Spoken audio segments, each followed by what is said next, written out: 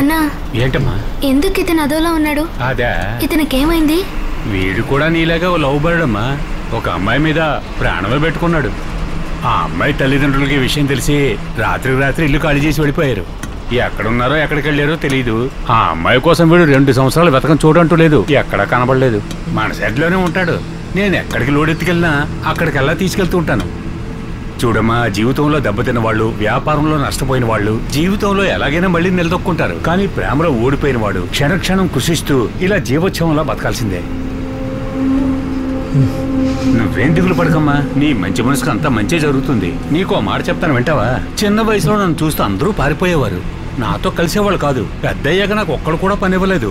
చూడడానికి నేను అక్యూస్ట్లా ఉంటానట. ఏనంగా చూశారమ్మా. నా ఆకారాన్ని నేనెలా బాధ్యుని చెప్పు?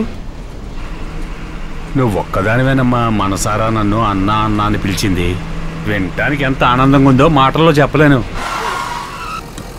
అమ్మా, నువ్వు పెళ్లి చేసుకోబోయే ముందు చెప్పు. ఫోన్ నెంబర్ తీసుకోవడం మర్చిపోకు. అలాగేనా? ఏంటి ట్రాఫిక్ జామ్ అయింది?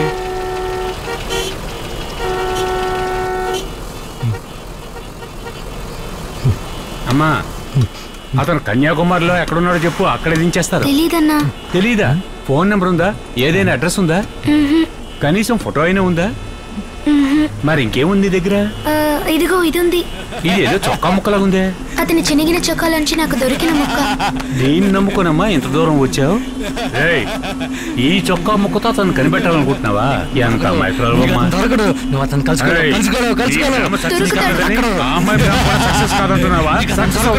నీ ప్రేమ తప్పకుండా సక్సెస్ అవుతుందమ్మా.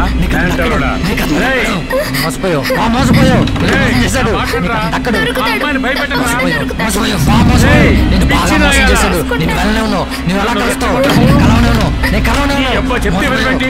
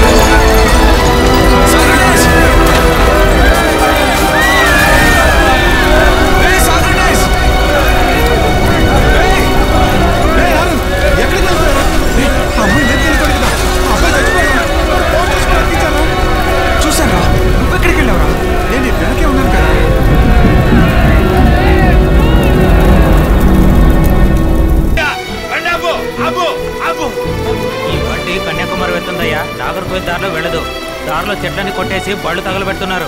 అందుకని చిన్న చిన్న ఊర్లని చుట్టుకుంటూ అక్కడికి వెళ్ళాలి. ఎక్కవాళ్ళు ఎవరైనా ఉంటే త్వరగా ఎక్కటే.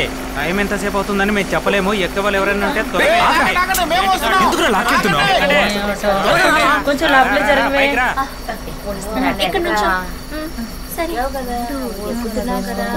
అన్నయ్యతో మాట్లాడారా?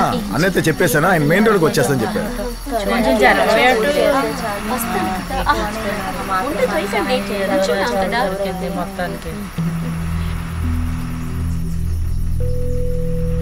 నీడగా నీ ఉన్నట్టుందిలే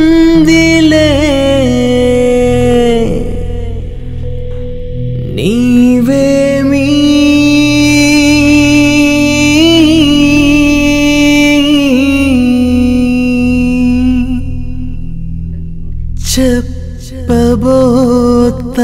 చెప్పబోతావో.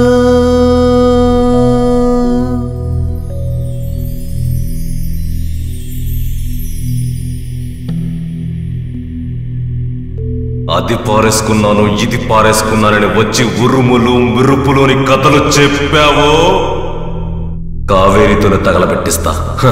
అది తగలబెడుతుంది కూడా.